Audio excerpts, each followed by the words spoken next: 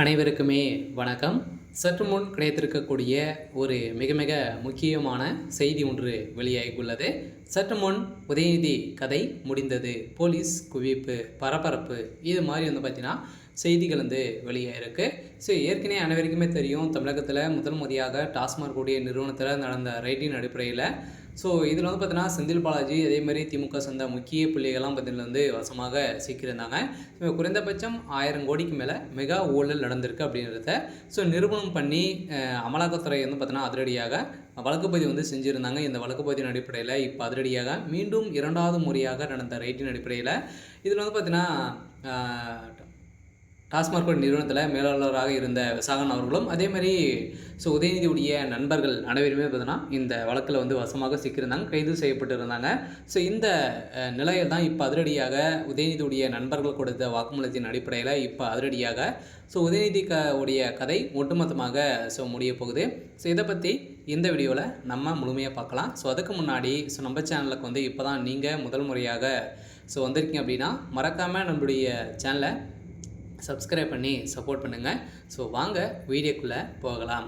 பார்த்தீங்கன்னா உதயநிதி ஸ்டாலின் அவர்கள் பார்த்தீங்கன்னா இப்போ துணை முதல்வராக இருக்கார். வருகின்ற சட்டமன்ற தேர்தலுக்காக பார்த்தீங்கன்னா திமுகவுடைய அரசு மீது நிறைய புகார்கள் எழுந்திருக்கக்கூடிய நிலையில் இந்த புகாரின் அடிப்படையில் இப்போ டாஸ்மாக் நிறுவனத்தில் நடந்த ரைட்டின் அடிப்படையில் இப்போ பார்த்தீங்கன்னா அதிரடியாக உதயநிதி மீது தான் இந்த வழக்குகள் மொத்தமே பாய்ந்திருக்கு.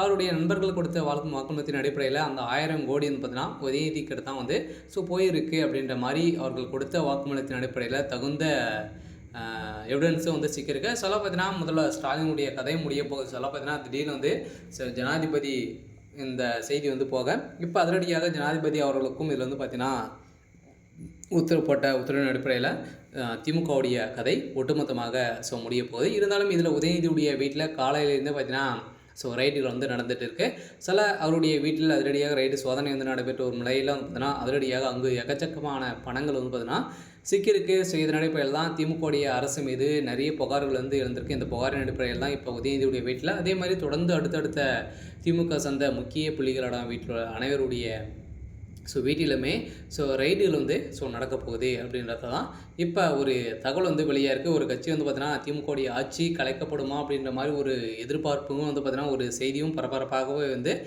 பேசப்பட்டு வந்திருக்கு. பார்த்தீங்கன்னா திமுக செய்யக்கூடிய அனைத்து ஊழல் பட்டியலும் பார்த்தீங்கன்னா இப்போ வெளிப்படையாக அண்ணாமலை அவர்கள் வெளியிட்ட சம்பவத்தின் அடிப்படையில் தான் இப்போ அதிரடியாக திமுகவில் ஒரு களைக்கட்டி வந்துருக்கு. எங்கே போனாலும் வருகின்ற சட்டமன்ற தேர்தலுக்காக திமுக பார்த்தீங்கன்னா ஒரு மிகப்பெரிய வேஷம் போட்டியிருக்காங்க. இந்த வேஷத்தை பார்த்தீங்கன்னா கலைக்கக்கூடிய விதத்தில் தான் இப்போ எதிர்கட்சிகள் அனைத்துமே செயல்பட்டு வராங்க. இருந்தாலுமே என்ன நடக்க போகுது அப்படின்றத வெயிட் பண்ணி பார்க்கலாம். இது மாதிரி செய்திகளை தெரிஞ்சுக்கணும் அப்படின்னா மறக்காமல் நம்மளுடைய சேனலை சப்ஸ்கிரைப் பண்ணி சப்போர்ட் பண்ணுங்கள். தேங்க்யூ.